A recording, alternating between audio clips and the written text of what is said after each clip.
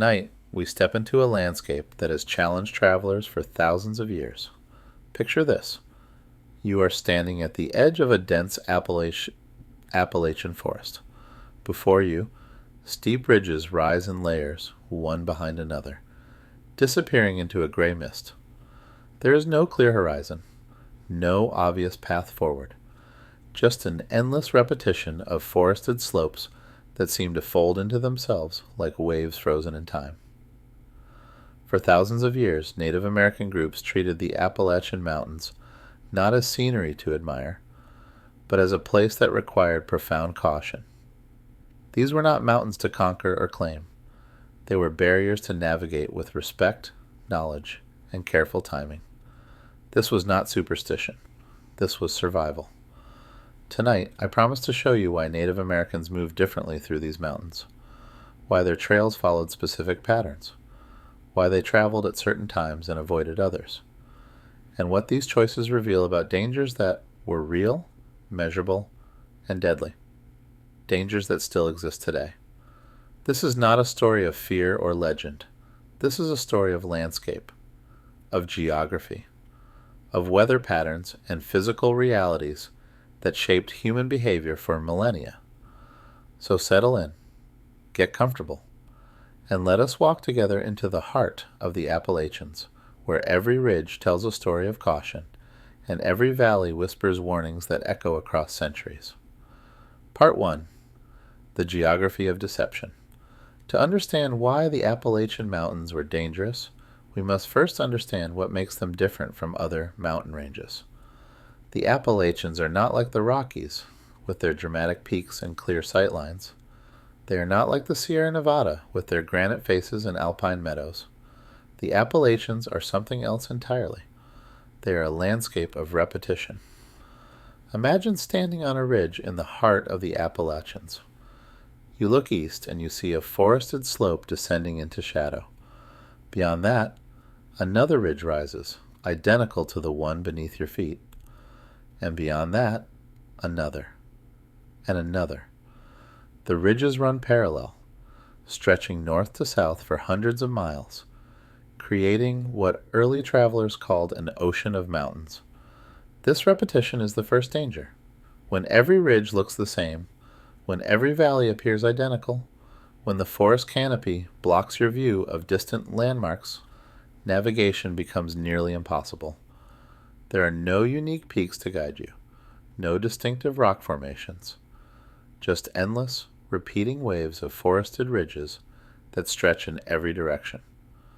Native American groups understood this fundamental problem. They knew that traveling along these ridges was a path to disorientation. One wrong turn, one misidentified valley, and a traveler could wander for days, moving in circles without realizing it. The mountains did not need to be hostile. They simply needed to be confusing. And confused travelers died. So Native Americans developed a different strategy. They did not travel the ridges. They traveled the valleys. Every major Native American trail through the Appalachians followed a river system. The Great Indian Warpath followed the Shenandoah River. The Warrior's Path traced the Holston and Clinch rivers. The Cherokee Trail of Tears, though forced upon them, still followed the Tennessee River system, because that was the only way to navigate this landscape safely. Rivers provided what ridges could not, a consistent reference point. A river always flows downhill. A river always leads somewhere. You cannot get lost following a river, because the river itself is the path. Native groups understood this deeply. Their survival depended on it. But even river travel had its dangers, and we will explore those in depth. For now, understand this. The Appalachian Mountains were dangerous, first and foremost, because they were deceptive. They looked manageable. They appeared gentle compared to Western mountains. But this gentleness was an illusion. These mountains swallowed travelers who did not respect their geography. Modern search and rescue operations confirm this ancient understanding. Even today, with topographic maps, GPS devices, and satellite communication, hikers disappear in the Appalachians every year. The mountains still disorient. they still confuse, the ridges still look identical, and the forest still blocks sightlines. In 2018, a hiker vanished in the Great Smoky Mountains. Search teams spent weeks combing the area. They found him eventually, only a few miles from where he started, having walked in circles. He had a map, he had a compass, but the landscape defeated him anyway. This is what Native Americans knew.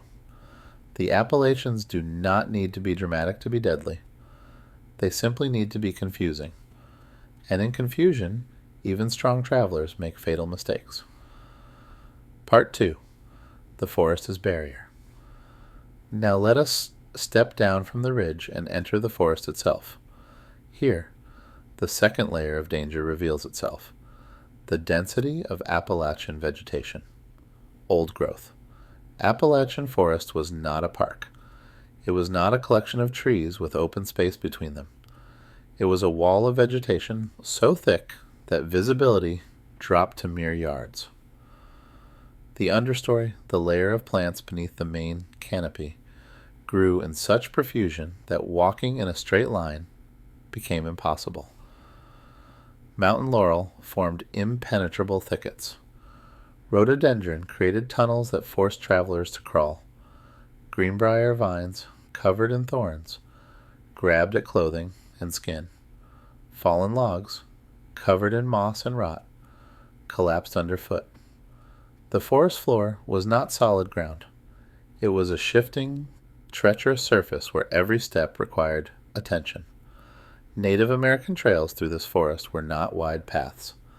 They were narrow corridors, carefully maintained, where the vegetation had been cut back season after season. These trails represented generations of knowledge: which routes avoided the worst thickets, which paths stayed on solid ground, which corridors could be kept open with reasonable effort. European settlers often commented on the narrowness of native trails. They complained that these paths were barely wide enough for a single person, impossible for wagons, unsuitable for civilized travel. What they failed to understand was that these narrow trails were deliberate. They were the only practical way to move through forests this dense. Widening a trail meant exponentially more work. It meant fighting the forest every season as vegetation tried to reclaim cleared space. Native groups, who traveled light and on foot, saw no benefit to this extra labor. Narrow trails worked perfectly well for their purposes, but narrow trails meant something else: isolation. A traveler on a native trail was committed to that specific route. Leaving the trail meant entering nearly impassable vegetation. There was no cutting across country in the Appalachians. There was the trail and there was the green wall. Choose the wall and you might travel 100 yards in an hour, emerging exhausted and disoriented. This vegetation density created a psychological danger as well. In western mountains, you can often see for miles. You can track your progress. You can identify landmarks. In the Appalachian forest, you might see 20 feet, sometimes less. The world contracts to a green tunnel, and the sense of being enclosed, of being swallowed by vegetation, can be overwhelming. Native Americans, who grew up in these forests, understood this environment intimately. They knew how to read subtle signs: the way moss grew on trees, indicating north; the sound of water, echoing differently depending on valley shape; the types of plants that indicated wet ground versus solid footing. This knowledge was survival, but even for experienced travelers, the forest demanded constant attention. A moment of inattention could mean a turned ankle, a fall, an injury that became life-threatening when help was days away. The forest was not hostile, but it was unforgiving. It did not care about your intentions or your experience. It simply existed, dense and indifferent, a green maze where the penalties for mistakes were severe. Part 3. The deceptive energy cost. The third danger of the Appalachian Mountains is perhaps the most insidious: the hidden energy cost of the terrain itself. From a distance, the Appalachians look gentle. Their slopes appear gradual compared to the dramatic peaks of western ranges. Early maps often failed to convey the challenge of this terrain, showing smooth contours that suggested easy travel. But anyone who has hiked these mountains knows the truth. The Appalachians are exhausting in ways that steeper, more dramatic mountains are not. The reason is simple: constant elevation change. In the Rockies, you might climb steeply to a pass, then descend steeply to the next valley. The climbing is hard, but it is concentrated. You climb, you rest, you descend. In the Appalachians, you are always climbing or descending. The trail never stays level for more than a few minutes. You crest one ridge, drop into a gap, immediately start climbing the next ridge. Down and up, hour after hour, day after day. This constant undulation drains energy at a rate that deceives travelers. You feel like you are making progress because you are always moving, but your body is working at near maximum effort continuously. There is no coasting. There is no easy section where you recover. Every step either fights gravity going up or strains knees and ankles going down. Native American groups understood this energy cost intimately. Their seasonal travel patterns took it into account. They knew that a journey that looked like 50 miles on a map might require the energy expenditure of 70 or 80 miles of flat ground travel. They planned accordingly, building in rest days, moving at sustainable paces, and avoiding unnecessary elevation gain whenever possible. This is another reason why valley routes were preferred. While valleys still had elevation changes, they were generally less severe than ridge routes. A trail following a river might gradually gain elevation over many miles, a pace the human body could sustain. A trail crossing ridges meant steep climbs followed by steep descents, a pattern that exhausted even strong travelers. The energy cost had direct survival implications. An exhausted traveler makes mistakes. They miss trail markers. They fail to notice changing weather. They stumble and injure themselves. They lack the reserves to handle unexpected challenges, a sudden storm, a wrong turn, an encounter with wildlife. In the Appalachians, exhaustion was not just uncomfortable. It was dangerous. European settlers, accustomed to flatter terrain, often underestimated this challenge catastrophically. They would set out expecting to make 20 miles a day, the standard pace on flat ground. In the mountains, they made 8, or 6, or less. Their food supplies, calculated for flat ground travel times, ran out. Their energy reserves depleted, and they found themselves stranded in mountains they had assumed would be manageable. Native American guides hired by settler parties often tried to explain the pace required. Go slow, they would say. Rest often, do not push. But settlers, impatient and confident in their own abilities, frequently ignored this advice. They paid for their arrogance with suffering, and sometimes with their lives. Even today, the Appalachian Trail, which runs the length of the mountain range, is known for breaking the spirits of overly ambitious hikers. Through hikers, attempting to walk the entire trail in one season, frequently drop out in the first few weeks, defeated not by any single dramatic challenge, but by the relentless, grinding, endless up and down. The mountains do not need to be steep to be exhausting. They simply need to never stop. Part 4. Water as Weapon. Now let us turn to one of the most dangerous aspects of the Appalachian environment: water. The Appalachians receive abundant rainfall. Streams and rivers cut through every valley. At first glance, this seems like an advantage. Water is life after all. But in these mountains, water was also a deadly threat, one that Native American groups respected and feared. The danger came from the geography itself. Appalachian valleys are narrow. Many are steep-sided with limited floodplains. When heavy rain falls, this water has nowhere to go but down, and it funnels into these narrow valleys with devastating force. Flash flooding in Appalachian hollows can happen with shocking speed. A rainstorm 10 miles upstream sends a wall of water through a valley. The water level can rise 10 feet in under an hour. Trees, boulders, debris all get swept along in a churning, deadly current. Anyone caught in the valley has minutes to reach high ground, sometimes less. Native American groups understood this danger deeply. Their seasonal travel patterns avoided the spring, when snowmelt and heavy rains made flooding most likely. They avoided camping in narrow valley bottoms, always choosing elevated terraces or ridge slopes where rising water could not reach them. They read weather signs constantly, watching for the atmospheric changes that signaled approaching storms. They also understood that flooding could happen even when skies overhead were clear. A storm in the mountains miles away could send floodwater through your valley while you stood in sunshine. This knowledge saved lives. Settlers who lacked it often died, caught by surprise in valleys that looked perfectly safe. Historical records from the 18th and 19th centuries are filled with accounts of settler parties destroyed by flash floods in the Appalachians. Entire families camped by streams, gone in the night. Wagon trains caught in narrow valleys, swept away.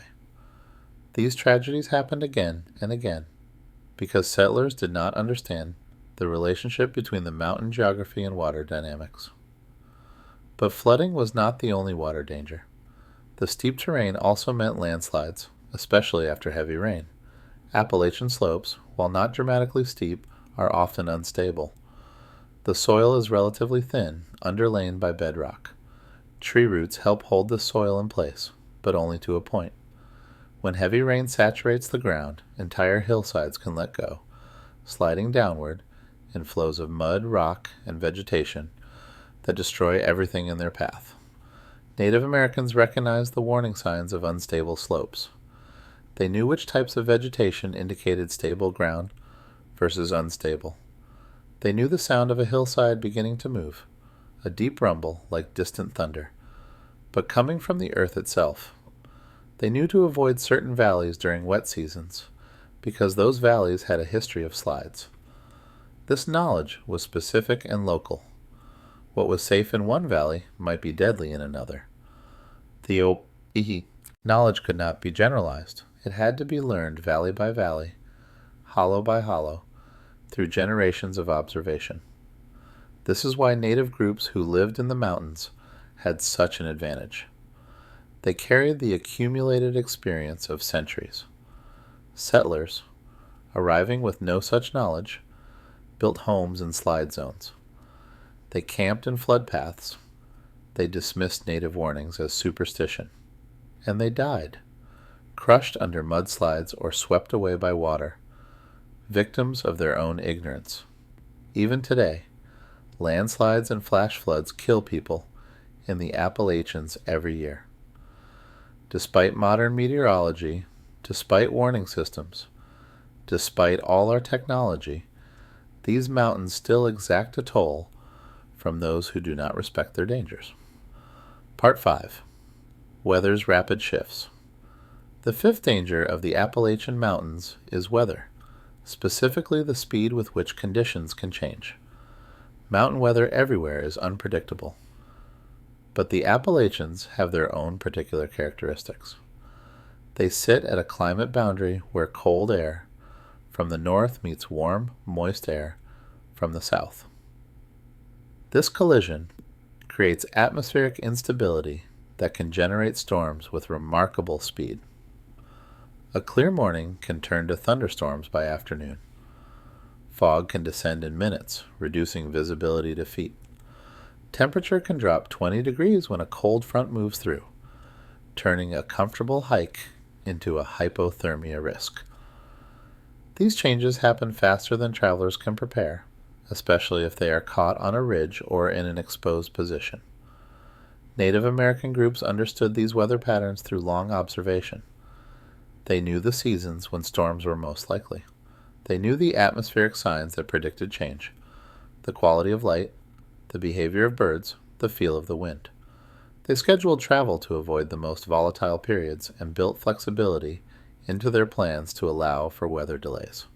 They also understood the microclimates created by elevation changes. Temperature drops roughly 3 degrees for every 1,000 feet of elevation gain. In the Appalachians, where ridges might be 2,000 or 3,000 feet higher than valleys, this means significant temperature differences over short distances. A valley might be warm and pleasant, while the ridge above is cold and windy. A traveler could start the day in comfortable conditions and find themselves shivering at elevation by afternoon, even though they only climbed a few miles. Native groups dressed in layers and carried extra clothing for this reason. They understood that mountain travel meant preparing for multiple climates in a single day. Fog presented its own dangers. Appalachian fog is notorious for its thickness and its suddenness. The mountains create it through a process called orographic lifting. Moist air rises up mountain slopes, cools, and condenses into clouds that envelop the terrain. When you are inside this fog, visibility can drop to a few feet. The world becomes a gray void where direction loses meaning. Native trails often had markers for foggy conditions: notched trees, stacked stones, other indicators that could be found by feel if necessary. These markers were spaced close together because in thick fog you might not see more than one at a time. Following these markers required patience and trust, but they guided travelers safely through conditions that would otherwise be completely disorienting. Settlers often lacked these markers and this patience. Caught in fog, they would panic and try to push forward, leaving the trail in hopes of finding a clearer route. This almost always made things worse.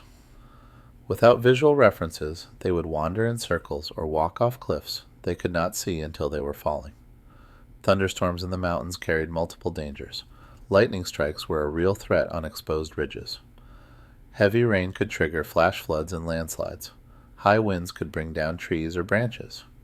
Hail, which was more common at elevation, could injure or disorient travelers. And the psychological effect of a violent storm in an exposed location, thunder echoing off ridges, wind tearing at you, rain so heavy you can barely breathe, was enough to break the nerve of even experienced travelers.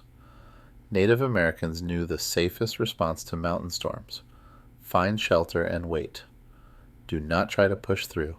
Do not take chances. The mountains will still be there when the storm passes. This patience, this willingness to stop and wait, was a survival strategy settlers often lacked. The modern National Weather Service still issues more flash flood warnings for the Appalachian region than almost anywhere else in the eastern United States. The mountains still generate sudden violent weather. They still catch travelers unprepared. The danger has not diminished with time. If anything, as more people visit these mountains without proper knowledge, the annual toll continues. Part 6. The Challenge of Resources. Let us now consider the sixth danger: the challenge of finding sufficient resources while traveling through the mountains. The Appalachian forests are rich with life, but that does not mean they easily surrender food to travelers. The ecology of these mountains requires knowledge to exploit effectively. Without that knowledge, a traveler could starve, surrounded by abundance. Game animals in the mountains are often wary and difficult to hunt. The dense forest makes long shots impossible. Hunting requires close approach, which requires skill in moving silently through vegetation that seems designed to announce your every step. Deer, turkey, and other animals learn quickly to avoid trails where humans travel regularly. Successful hunting meant leaving the trail, moving through difficult terrain, and then finding your way back. Native American hunters had generations of knowledge about animal behavior, seasonal patterns, and productive hunting locations. They knew where elk gathered in fall, where bear deens were located, where turkey flocks roosted. They knew how to read tracks and leaf litter, how to identify feeding signs, how to predict animal movements. This knowledge was the product of lifetimes of observation. passed from generation to generation. Settler hunters, even experienced ones from flatter regions, often struggled in the mountains. The terrain defeated them. The density of vegetation concealed animals until they were too close or too far. The steep slopes made stalking difficult. Many settler parties found themselves running low on food, despite being surrounded by forests that seemed like it should be full of game. Plant foods in the mountains were equally challenging. While the forest contained edible plants, mushrooms, nuts, and berries, they also contained look-alikes that were toxic. Knowing which plants were safe required detailed botanical knowledge. A mistake could mean sickness or death. Native groups taught their children plant identification from early ages, building the knowledge base that made forest travel possible. The seasonal availability of plant foods also mattered. In spring, certain shoots and greens were abundant. In fall, nuts provided concentrated calories. But in winter, plant foods became scarce. This is another reason why native travel patterns were seasonal. They moved through the mountains when the mountains could feed them, and they avoided mountain travel during seasons of scarcity. Water, despite being abundant, presented its own resource challenge. Not all mountain water was safe to drink. Streams that look clear and cold might be contaminated upstream by animal carcasses, mineral deposits, or other sources of pathogens. Native groups knew which watersheds were reliable and which were questionable.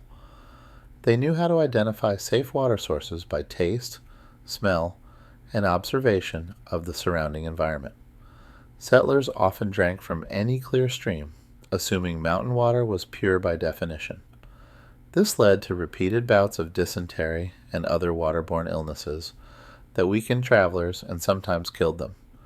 The pristine appearance of mountain streams was deceptive, another way the mountains concealed danger beneath a beautiful surface.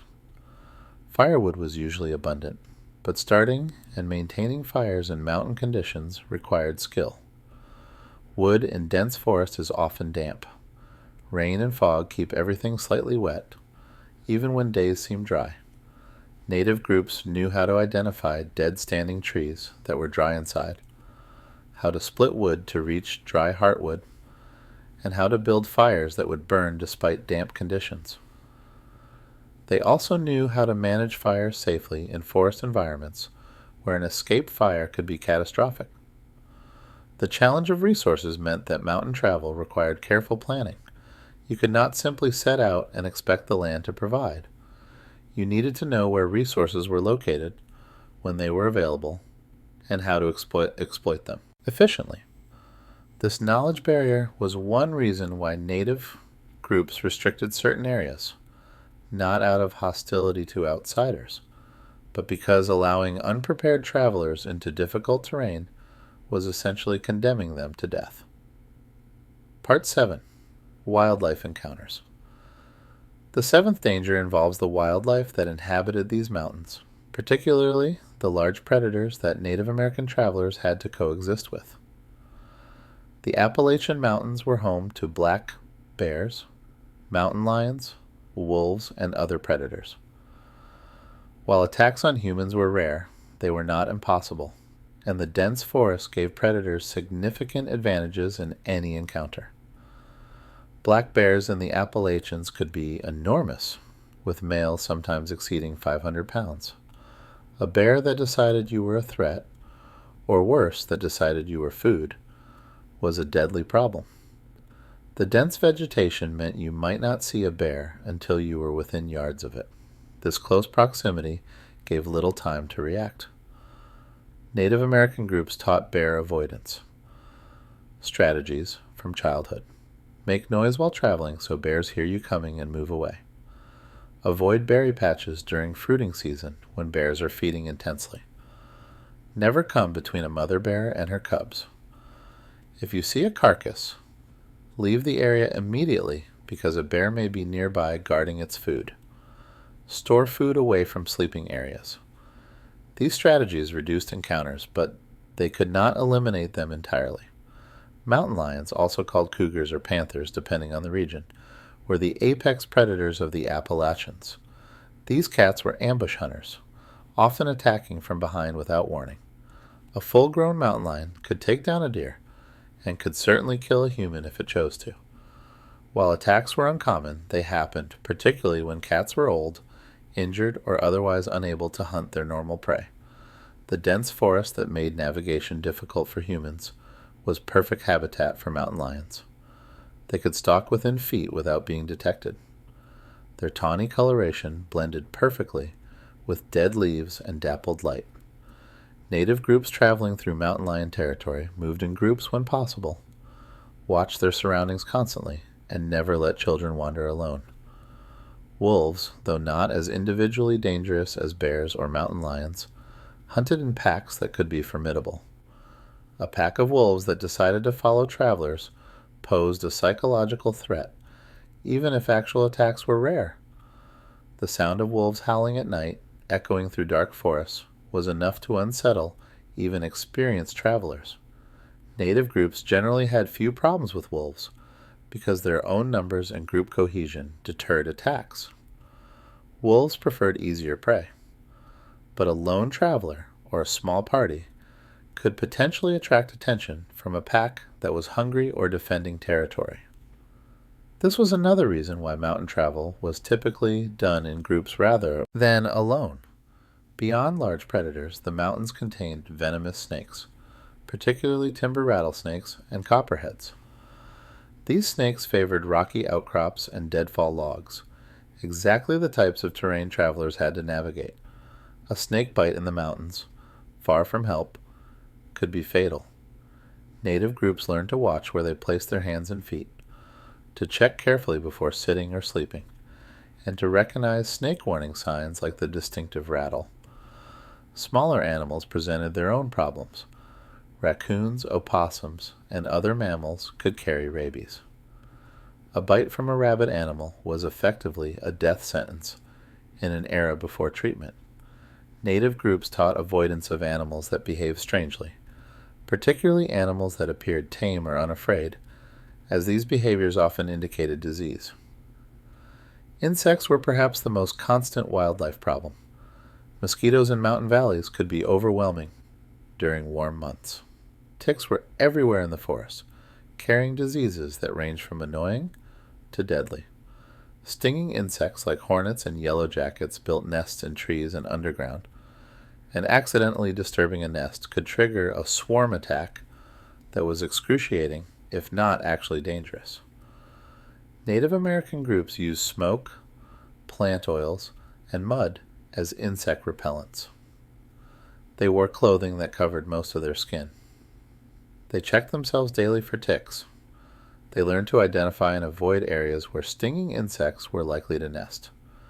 These strategies made mountain travel bearable, but insects remained a constant annoyance and occasional threat. The relationship between humans and wildlife in the Appalachians was one of mutual wariness. Animals generally avoided humans when possible. Humans returned the favor, giving wildlife space and using well-traveled trails that animals learned to avoid.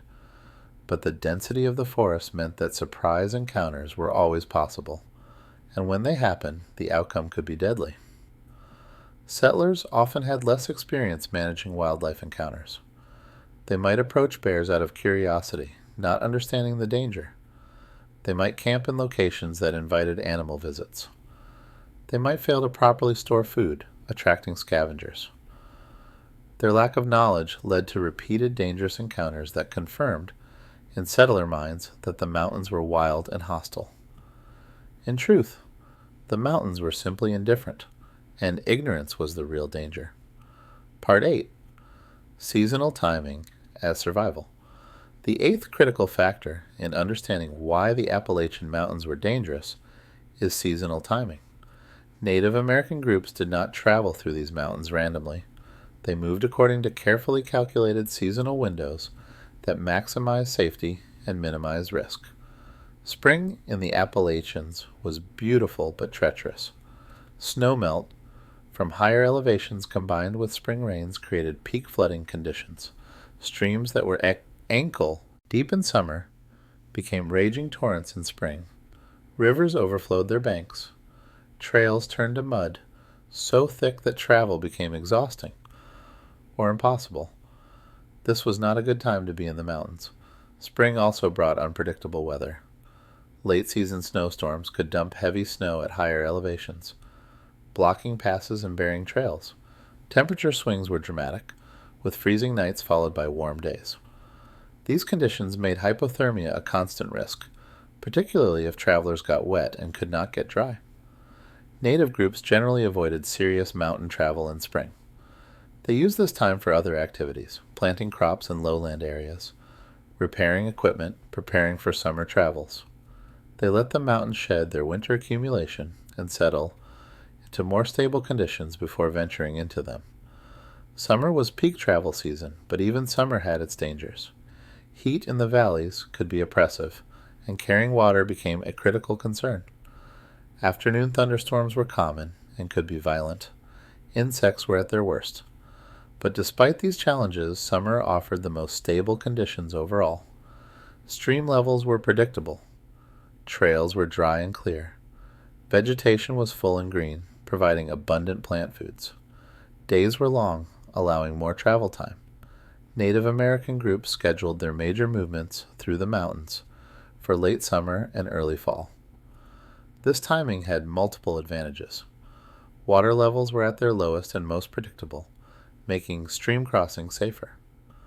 Weather was generally stable, with fewer violent storms. Vegetation was mature, but not yet dying back, so plant foods were abundant. Game animals were at their fattest before winter, making hunting productive. Fall was perhaps the ideal season for mountain travel. Temperatures were moderate. Insects declined dramatically after the first frosts. Leaves changing color made the mountains spectacularly beautiful, but more importantly, falling leaves opened up sight lines, making navigation easier. Streams remained low and safe. The mountains felt more open, less enclosed, less oppressive than in summer's dense green growth. But fall also required careful timing. Travel needed to be completed before winter weather arrived, and that arrival was unpredictable. An early winter storm could trap travelers, turning a routine journey into a survival ordeal. Native groups watched weather signs obsessively in fall, ready to accelerate their movements or seek shelter if conditions suggested an early winter. Winter travel through the Appalachians was avoided except in emergencies. Snow could be deep at elevation, making trails impassable. Temperatures could drop below zero. Streams froze, eliminating reliable water sources. Game animals were scarce, having moved to lower elevations or into winter dormancy. Plant foods disappeared. The mountains in winter were a frozen, hostile environment where survival required enormous effort and carried significant risk. The few native trails designed for potential winter use followed low elevation routes, staying in valleys where snow was less deep and temperatures were slightly warmer. Even these routes were used reluctantly, only when absolutely necessary. Winter belonged to the mountains, and humans were visitors who came at their own peril. European settlers often failed to respect these seasonal patterns. They scheduled movements based on their own priorities, traveling in spring because that was when they wanted to move, or pushing into fall too late and getting caught by early winter. Their rigid schedules clash with the flexible, season-aware approach that native groups used. This inflexibility cost settlers dearly, leading to repeated disasters that could have been avoided with better timing. The seasonal knowledge also extended to understanding multi-year patterns. Native groups knew that some years were wet and others dry, that some winters were mild and others brutal, that these patterns affected everything from water levels to game abundance. They built flexibility into their plans to account for these variations. A journey that was safe in a normal year might be too risky in an unusually wet year. This adaptive approach required experience and judgment that took years to develop. Part 9. The trail network as lifeline. The ninth critical element in understanding Appalachian dangers is the trail network itself, and why deviating from these trails was so dangerous. Native American trails through the Appalachians represented the accumulated knowledge of centuries. Every mile of trail had been chosen for specific reasons.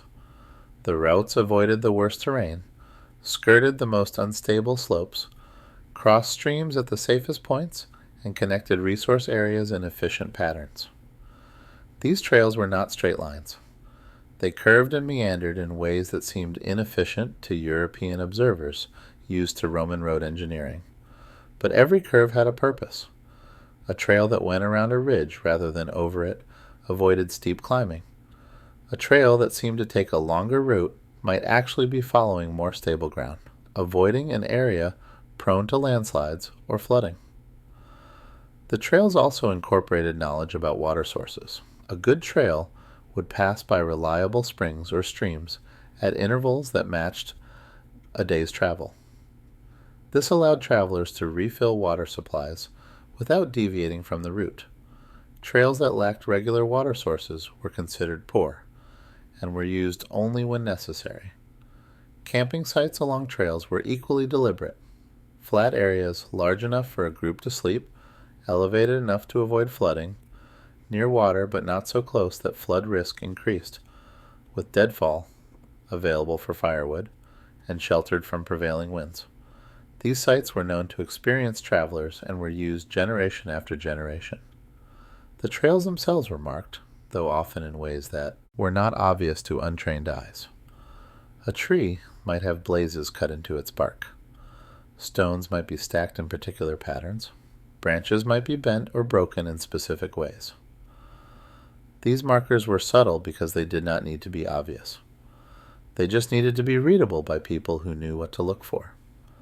Leaving these trails meant leaving behind all this accumulated knowledge. You lost the safe route. You lost the knowledge about water sources. You lost the known camping sites. You entered terrain that might look manageable but could hide any number of dangers. Unstable slopes, thick vegetation, dead-end valleys, cliff bands. Every step off trail was a step into uncertainty. Native American groups trained their members in trail reading from childhood. Young people learned to recognize blazes, to spot subtle path indicators, to memorize key landmarks. This training was essential because trails could become obscured by vegetation, especially if they had not been used recently. A trained traveler could find a trail even when it was barely visible, using small clues to stay on course. Settlers often dismissed these subtle trail markings as inadequate. They wanted clear, wide roads. They started blazing their own trails, confident in their ability to choose good routes. But they lacked the accumulated knowledge that native trails represented. Their new routes often led into problems: impassable terrain, flood zones, areas with no water, slopes that looked stable but were not. The Wilderness Road, blazed by Daniel Boone through the Cumberland Gap, is often celebrated as a great feat of exploration. But Boone was following a native trail that had existed for centuries. The Warrior's Path, used by Cherokee and Shawnee travelers, already went through Cumberland Gap. Boone just widened it and claimed credit for discovering a route that Native Americans had been using for generations. The trail network also served a social function. Trails were places where different groups might meet, trade, exchange information. A well-maintained trail was a statement that this route was important, that it was being used and cared for. Trails connected communities, even when those communities were separated by days of travel. When trails fell into disuse, it was often for specific reasons. Perhaps the destination they led to was no longer occupied. Perhaps flooding or landslides had made sections too dangerous. Perhaps conflict between groups made traveling that route unwise. An abandoned trail was information in itself, a warning that conditions had changed. The system of trails through the Appalachians was not random. It was a network, with major routes connecting regions and smaller trails branching off to specific resource areas or seasonal camps. Understanding this network meant understanding where you were in relation to the larger landscape. Lose the trail, and you lost this understanding. You became isolated, disconnected from the system that made mountain travel survivable. Part 10. Knowledge Transfer Across Generations. The 10th element, essential to understanding Appalachian dangers, is how knowledge was preserved and transmitted across generations within Native American communities. Understanding the Appalachian Mountains was not something that could be learned from a book or a map. It required direct experience, built up over years of travel, observation, and sometimes hard lessons. This knowledge existed in the minds of experienced travelers, and it had to be passed down to the next generation, or it would be lost. Native American groups used multiple methods to ensure knowledge transfer. The most important was direct mentorship. Young people did not travel the mountains alone until they had made many journeys with experienced guides. They learned by watching, by listening to explanations, by asking questions, and by gradually taking on more responsibility under supervision. Stories were another crucial method of knowledge preservation. Stories about travelers who made mistakes and suffered consequences served as cautionary tales. A story about someone who camped in a narrow valley and was caught by a flash flood taught the danger without requiring each new generation to learn through their own tragedy. Stories about successful journeys taught which routes worked and why. These stories were not entertainment, though they might be told in entertaining ways. They were educational tools, encoding critical survival information in memorable narrative form. A good story about mountain travel might be retold for generations, each telling reinforcing the lessons it contained. Place names themselves carried knowledge. A valley might be called Where the Rocks Fall, because landslides were common there. A stream might be named Fast Rising Water, to warn about flooding danger. These names were not poetic descriptions. They were warnings, information encoded in the landscape itself, so that anyone who knew the names would know the dangers. Seasonal ceremonies and gatherings often included teaching about mountain travel. Elders would speak about upcoming travel season, reminding people of important safety practices. Young people preparing for their first major journeys might undergo specific instruction about what to watch for, how to handle problems, what to do in emergencies. The knowledge was also highly specific to particular regions. Someone who knew the mountains in what is now Virginia might not know the mountains in what is now Tennessee. The principles were similar, but the specific details, which slopes were stable, which streams flooded, where water sources were located, differed. This meant that long-distance travel often required guides who knew the specific terrain being crossed. The specialization of knowledge created a system where certain individuals or families became recognized experts on particular routes or regions. Their knowledge gave them status within their communities and made them valuable to anyone planning travels. This expertise was respected because everyone understood how dangerous the mountains could be without proper knowledge. When Native American communities were disrupted by European colonization, this knowledge transfer system was one of the casualties.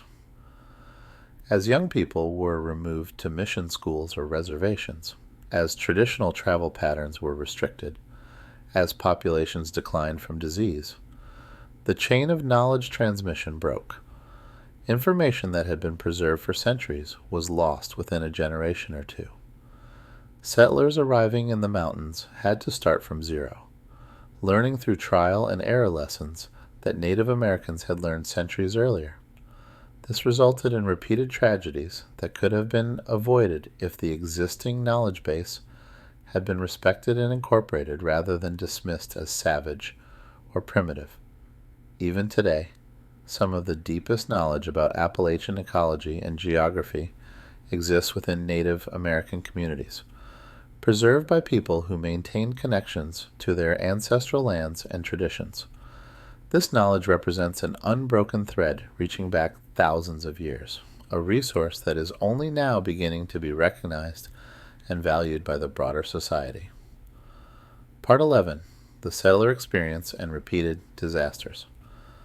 Now let us examine the 11th aspect of this story.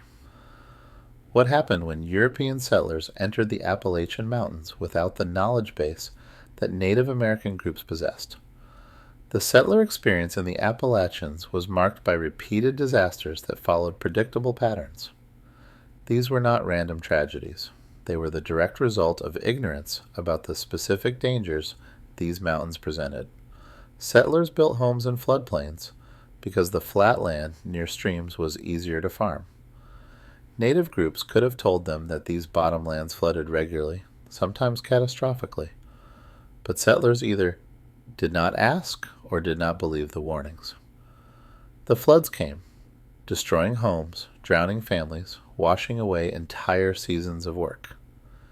And then settlers rebuilt in the same locations, and the floods came again. Historical records from the 18th and 19th centuries document this pattern repeating across the Appalachian region. A settlement would be established in a promising valley. Within a few years, a flood would wipe it out. Survivors would move slightly upstream and rebuild. Another flood would hit. This cycle continued until eventually settlers learned, through hard experience, where the safe zones were. They learned what native groups already knew, but they learned it the hard way. Settlers also built on unstable slopes, often because these slopes offered good views or were already cleared of timber, making construction easier. The slopes would hold for a year, maybe several years. Then a heavy rain would trigger a landslide, and homes would be buried under tons of mud and rock. Again, this happened repeatedly in different locations, following the same pattern. Lack of knowledge led to poor decisions, which led to tragedy. Winter travel disasters were particularly common. Settler parties attempting to cross the mountains in winter, either because they miscalculated timing or because they were fleeing danger and had no choice, regularly got caught by storms. Entire families froze to death within miles of safety because they became disoriented in blizzards or because they ran out of food when snow blocked their progress. The Donner Party, trapped in the Sierra Nevada in winter, is famous precisely because their story was so horrific. But similar disasters, on smaller scales, happened in the Appalachians regularly. They just did not have good publicity. A family of 5 freezing to death in a West Virginia hollow in 1800 did not make national news. But it was just as tragic and just as preventable with proper timing and knowledge. Hunting accidents and food shortages plagued settler communities. Men would go into the mountains to hunt and never return, lost in terrain that defeated their navigation skills. Communities would run low on food because they did not know which wild plants were edible, or because they hunted out the game in their immediate area and did not know where else to look. Starvation in a forest full of food was a special kind of tragic irony that native groups would have found incomprehensible. Wildlife encounters also took a toll. Settlers killed bears and mountain lions on sight, not understanding that these animals generally avoided humans unless provoked. By turning every encounter into a fight, settlers ensured that some of those fights would go badly. Men were mauled or killed by animals that might have simply left the area if given space. The settlers' response to these repeated disasters was often to blame the mountains themselves. The Appalachians were described in letters, journals, and newspapers as hostile, wild, ungovernable. This characterization missed the point entirely. The mountains were not hostile. They were simply indifferent. They operated according to natural laws that did not care about human intentions or ignorance. Native American groups, watching these disasters unfold, must have felt a mixture of emotions. Frustration that their warnings were ignored, sadness at preventable deaths, perhaps vindication that their cautions had been proven correct, but also likely a recognition that the settler wave was not going to stop, and that the mountains were going to extract a heavy price for settlers' lack of knowledge. Some settlers did learn. Those who survived long enough, who were observant and willing to adopt Native American practices, gradually accumulated the knowledge they needed. These individuals often became guides for later arrivals, bridges between the settler and native knowledge bases. But this learning process took decades and cost many lives. The pattern of settler disasters also reinforced negative stereotypes. Settlers who barely survived the mountains due to their own poor planning and ignorance would return to lowland areas with stories of how dangerous and terrible the mountains were. These stories discouraged some people from attempting mountain settlement, which was probably wise, but they also created an image of the Appalachians as a barrier, an obstacle, a problem to be overcome, rather than a landscape to be understood and respected. This view of the mountains as adversaries, rather than environments to adapt to, has persisted in Appalachian culture. The idea of conquering mountains, taming wilderness, civilizing the frontier, all reflect this adversarial mindset. In contrast, Native American relationships with the mountains emphasized adaptation, respect, and acknowledgement of limits. These were not mountains to conquer. They were mountains to learn from and coexist with. Part 12. Long-Term Settlement Challenges. The 12th aspect of understanding Appalachian dangers involves what happened when settlers moved beyond temporary travel and attempted permanent settlement in the mountains. Even when settlers avoided the most obvious dangers, established communities in locations that seemed safe, permanent residence in the mountains presented ongoing challenges that Native American seasonal travel patterns had avoided. Isolation was perhaps the most pervasive problem. Mountain communities were separated from each other by terrain that made travel difficult and slow. A town that was only 20 miles away might require a full day of travel to reach. In winter, it might be unreachable for months. This isolation meant that communities had to be largely self-sufficient, which created vulnerabilities. Medical emergencies in isolated mountain communities were often death sentences. A serious injury or illness that would have been survivable in a town with a doctor became fatal when the nearest medical help was days away. Women died in childbirth. Children died from diseases that were treatable elsewhere. Accidents that would have been minor tragedies became major ones because of isolation. The isolation also affected education, trade, and cultural life. Mountain communities were cut off from the broader economy, from schools, from churches, from all the amenities of settled lowland areas. This created a distinct mountain culture, one that valued self-reliance and toughness, but also one that was provincial and limited in its opportunities. Economic development was constrained by the same transportation challenges that made travel dangerous. Getting goods out of the mountains to markets was difficult and expensive. This meant that mountain communities remained poor even when they were hardworking. The resources of the mountains, timber, minerals, had value, but extracting them and transporting them to where they could be sold was a constant challenge. The dangers that made temporary travel risky became chronic problems for permanent residents. Flooding was not a one-time risk you navigated past. It was a recurring threat that might strike any year. Landslides could destroy homes and fields that families had spent years developing. Harsh winters could isolate communities for months, and a bad winter combined with a poor harvest could mean starvation. Native American groups had dealt with these challenges through mobility. If one area was affected by disaster, the group could move to another. If winters were harsh in the mountains, they could relocate to lowland winter camps. Their settlement patterns were flexible, allowing them to avoid the worst conditions. Permanent settlers had no such flexibility. They were committed to their land, their homes, their communities. They had to endure whatever the mountains threw at them. This created a particular kind of toughness in Appalachian settler culture. People who survived and thrived in these mountains developed a fierce pride in their ability to endure hardship. But it also meant that families passed down trauma, stories of loss and disaster that became part of regional identity. The mountains shaped the people who lived in them, creating cultures that were resilient but also scarred by recurring tragedy. Environmental degradation became a problem as permanent settlement increased.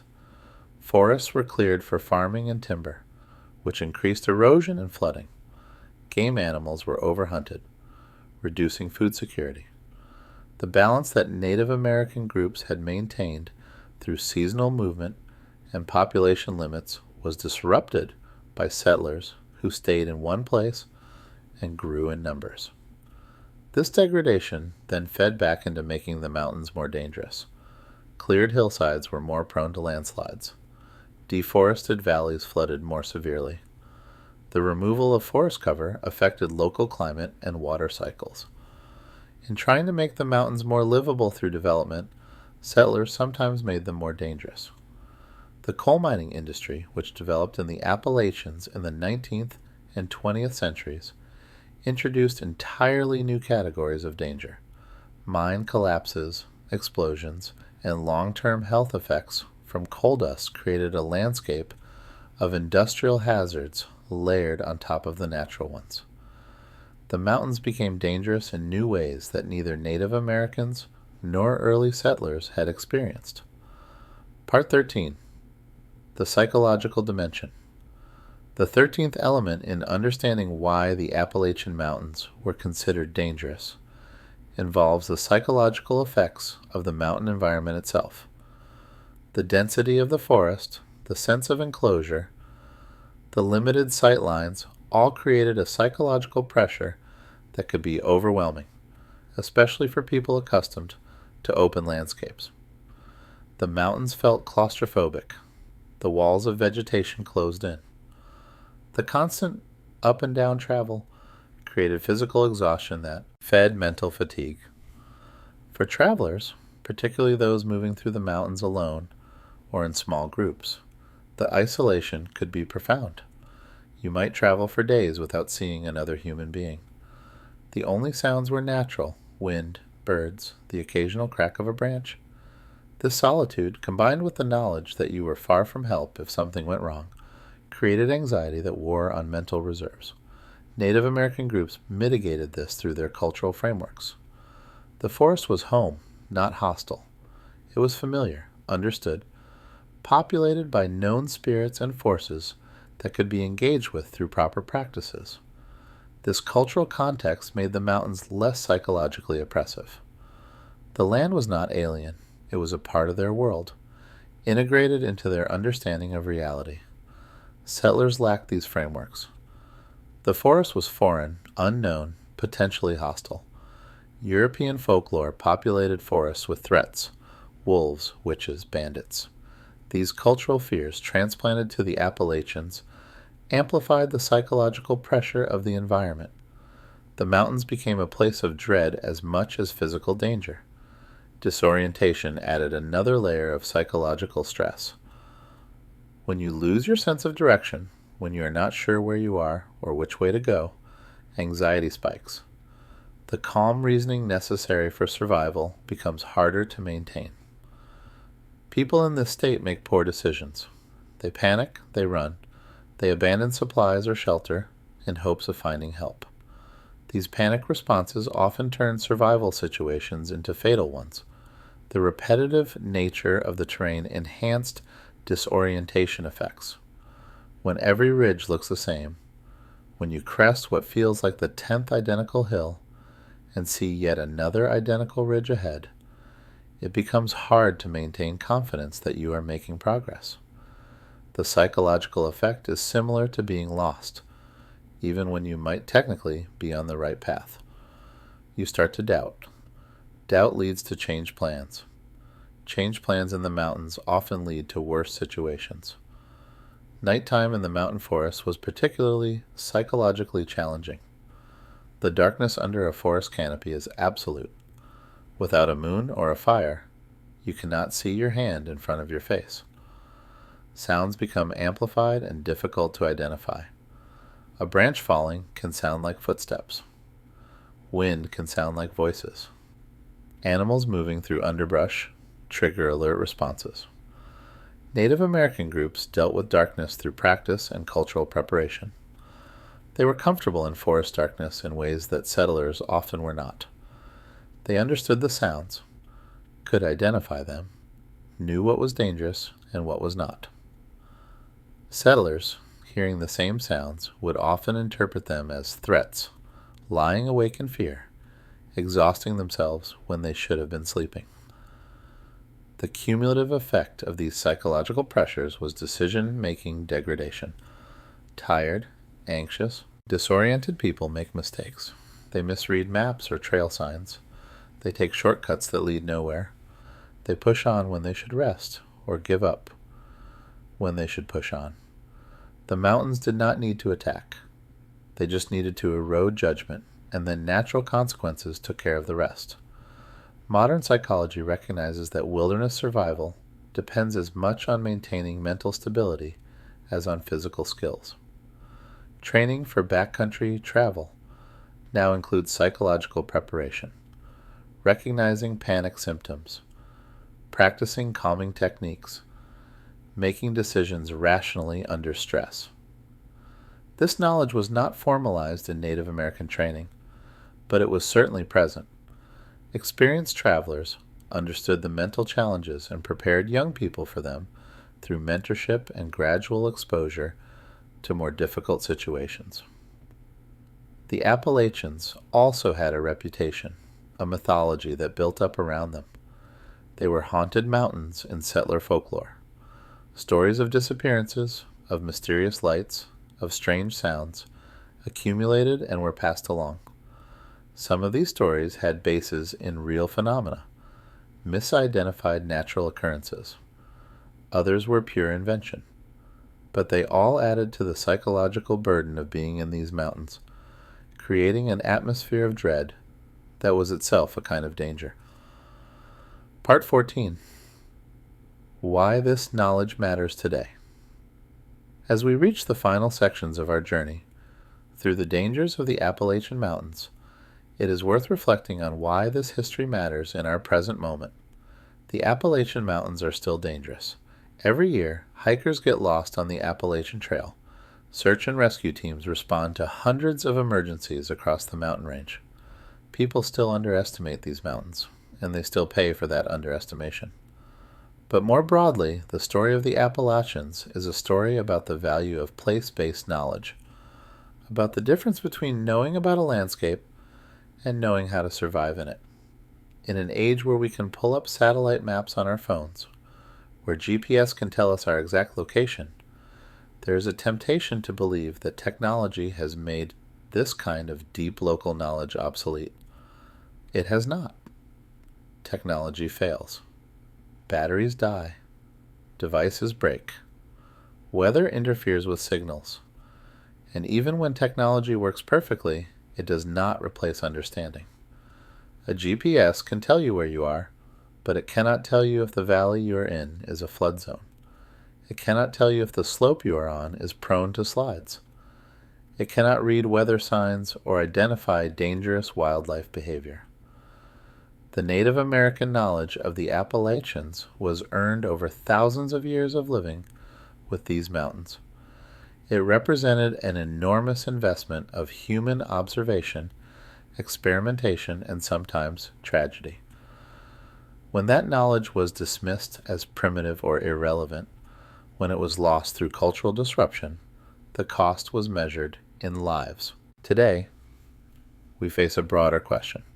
How much traditional ecological knowledge is being lost as indigenous communities are disrupted, as languages disappear, as young people move away from ancestral lands? What are we losing when these knowledge systems vanish? The Appalachian story suggests the answer. We are losing survival itself. Not dramatic, immediate survival, perhaps. We have technology and infrastructure that cushion us from immediate consequences. But long term, Sustainable survival requires understanding the places we live in. It requires knowledge that can only come from generations of observation and adaptation. Climate change is making this even more critical. As weather patterns shift, as ecosystems change, the knowledge of how to read landscapes, how to recognize stability versus danger, how to adapt to changing conditions becomes essential. Indigenous knowledge systems, developed over millennia, contain insights that scientific approaches are only beginning to appreciate. The Appalachian Mountains teach us humility. They teach us that confidence without knowledge is dangerous. They teach us that the most important survival tool is not a piece of gear, but the information carried in our minds and passed down through our communities. For modern travelers in the Appalachians, the lessons are practical. Respect seasonal timing. Stay on established trails unless you have serious navigation skills and experience. Prepare for rapid weather changes. Understand that these mountains, though not as dramatic as western ranges, demand respect. The dangers that Native Americans understood are still there, waiting for the unprepared. For the rest of us, the lessons are broader. They are about the value of listening to people who know places deeply, about recognizing that different cultures have developed sophisticated understandings of their environments, about humility in the face of nature's complexity, about the difference between conquering and coexisting. The Appalachian Mountains have not changed much in the past 500 years. They are still steep, still densely forested, still prone to floods and landslides and sudden weather. What has changed is who moves through them and what knowledge those travelers bring. Native American groups moved through these mountains for thousands of years with remarkable success. Their safety record, considering the dangers they navigated, was extraordinary. This was not luck. It was knowledge, passed down, refined, adapted across generations. It was respect for the landscape and recognition of human limits. We can learn from this. We can recognize that the mountains were never the enemy. Ignorance was the enemy. Arrogance was the enemy. The refusal to learn from those who knew better was the enemy. The Appalachian Mountains considered dangerous, yes, but dangerous primarily to those who did not understand them, who did not respect them, who thought they could pass through without learning their ways. Closing. The physical barrier made real. As we come to the end of our long journey through the dangers of the Appalachian Mountains, let us return to where we began. Standing at the edge of a dense forest, looking at layers of ridges disappearing into mist. Now you understand what you are seeing. Those ridges are not just scenery. They are a navigational nightmare, identical and confusing. That forest is not just trees. It is an impenetrable barrier that demands specific knowledge to penetrate safely. Those valleys are not just low ground. They are potential flood zones where water can rise with deadly speed. The Appalachian Mountains were dangerous because they were deceptive. They looked manageable. They appeared gentle compared to more dramatic ranges. But this appearance was an illusion. These mountains concealed their dangers beneath a beautiful surface. They killed through disorientation, through exhaustion, through sudden environmental changes that caught travelers unprepared. Native American groups understood this deeply. They treated these mountains not with fear, but with respect. They learned the patterns, the dangers, the safe routes, and safe seasons. They built a knowledge system that allowed them to move through this challenging landscape successfully. When that knowledge was lost, when it was dismissed or ignored, the mountains extracted their price. Settlers died learning lessons that Native Americans could have taught them. Communities suffered disasters that could have been avoided. The mountains did not change. Human understanding changed, and with that change came tragedy. Today, the Appalachian Mountains remain. They are still steep, still densely forested, still prone to all the dangers we have explored. Modern technology provides some advantages, but it does not eliminate the need for understanding. The mountains still demand respect, still punish ignorance, still reward those who take the time to learn their ways. This is the real meaning of why the Appalachian Mountains were considered dangerous. Not because they were uniquely hostile, but because they required specific, place-based knowledge that took time and experience to develop.